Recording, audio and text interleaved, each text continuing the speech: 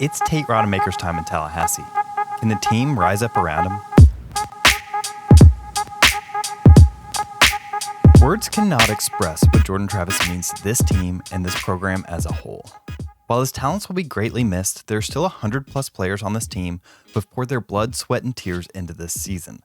And for them, it looks like they'll be led by fourth-year quarterback Tate Rodemaker. Let's first look at his skill set as a player before moving on to how Mike Norvell and his staff will most likely use him. I think the conversation with Tate has to start with his arm talent. Honestly, in high school, he was making some throws that you don't see often at the college game. In his limited snaps in the college level, I've seen him make some NFL level throws.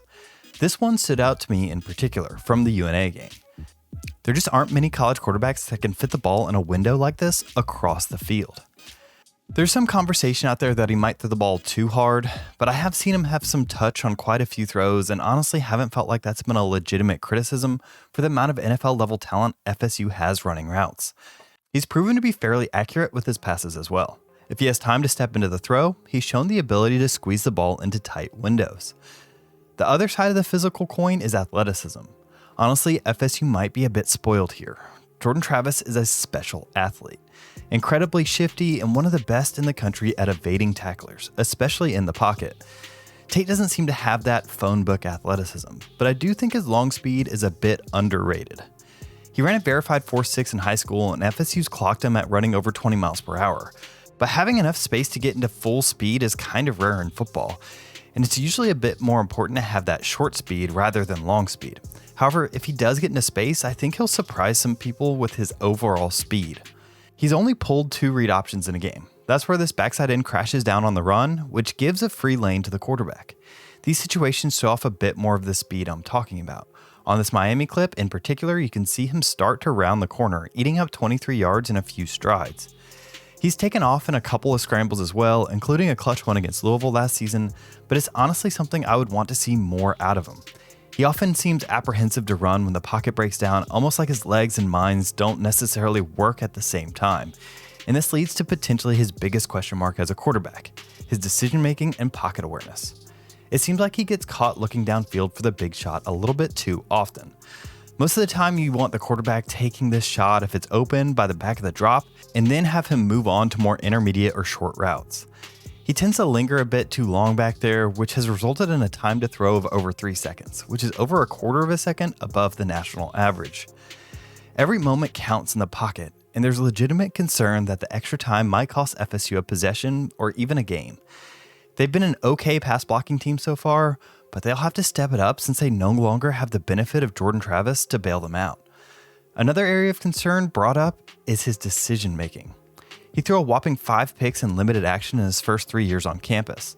And while it seems like that problem hasn't reared its head much in a while, there's still some concern it creeps back into an important game coming up. So I went back and watched all of those picks and found an interesting correlation. Most of those, I believe, are due to eye discipline. You can see here that Tate is staring down this corner route, which allows the safety time to undercut it. And here he sailed the ball a bit high, but he also stared down the route enough that the safety was already in position over the top. There's some hope he's cleaned this up a bit over the past 4 years. Here's a rep I liked against North Alabama. He pulls the RPO because he sees this linebacker come towards the run, but the backer does a good job recovering back into the passing lane. Tate then gives a quick glance to the middle of the field, which is just enough to reset the hips of the backer and give him space to fire a completion. If this is a testament to improved eyes, that's a good sign for FSU going forward. Okay, so that's his good and bad as an athlete. He's got a good arm plus athleticism when given space, but struggles to get the ball out of his hands and has a history of making some questionable throws. So if you're Mike Norvell, how do you game plan around this? Well, conveniently enough for FSU fans, he's already kind of done this. Let me read you an excerpt from a draft profile of a previous Mike Norvell quarterback. He's got the arm strength to make any throw and consistently showed that both in the pocket and on the run. He's not afraid to take a risk and fit the ball into a tight window and is confident in every throw he makes. Norvell was blessed with another quarterback that can make throws over the linebackers and right in front of safeties. There are times when he lets his eyes lead defenders into the passing lanes, which results in tipped passes and turnovers. His decision making at times could be better, and it seems that sometimes he tries to force a pass or make a decision before he should. If he's going to miss a receiver, he tends to miss high, which could lead to turnovers as well. Some are concerned with his skinny frame, as it could lead to injuries. Now that's not talking about Tate, that's talking about Mike's first quarterback at Memphis, Riley Ferguson, who helped lead the Tigers to an offense with the 4th highest yards per play and explosive play rate in the country. In my opinion, Jordan Travis was too good to pass up for any offensive coach. But the kind of quarterback that usually make Mike's offense click are strong-armed gunslingers. I think Tate's second half performance against Louisville embodies this as well as anything. Louisville did what anybody would do in a situation with a new quarterback on the road who has a history of making poor decisions. They brought the house. FSU was ready because, contrary to popular belief, blitz plays aren't some cheat code to have defensive success. They alleviated some of that pressure early with RPOs. If Louisville wanted to bring extra people in the box, then FSU would just take easy completions behind them. In fact, this has led to a stat line where Tate has actually been pretty dang good against blitzes. Over the past 2 years, he's 15 for 19 with 242 yards, 3 touchdowns, and no interceptions against them. So then Louisville responded by slow playing the safety. Essentially, he hung back just long enough to dissuade the throw before collapsing down to the run. Unfortunately for the defense, if you're going to leave your safety in no man's land, then that means they won't be able to help on deep play action passes. Once FSU hit one of those, it meant that Louisville had to keep their safeties deep. This lightened the box for the run game. In fact, in both games where Tate and Jordan saw significant time over the past 2 years, Tate faced a significantly lower rate of heavy boxes, which helps explain the higher yards per carry while he was in. This tells me that teams do respect Tate's arm on some level, and while in a weird twist, he might actually help with the run game a bit.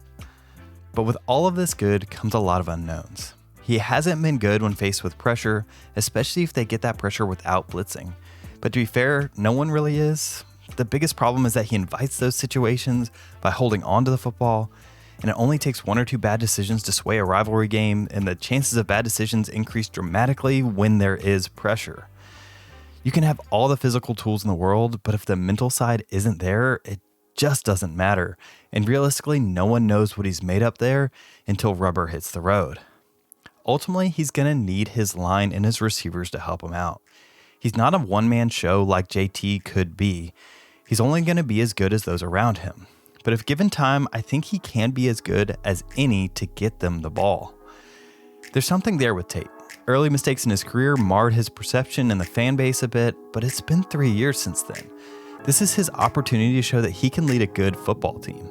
He has the weapons behind him. Will the pressure make him sink, or will he finally get to live up to his potential? Thanks for watching. This was a tough video to record because of how much JT means to this program. There's a good opportunity for Tate though. He has everything he needs to succeed, and as a fan of the kid, I hope he pulls it out. Please like and subscribe if you want to further the conversation. Join me over on Knowles247. Thanks.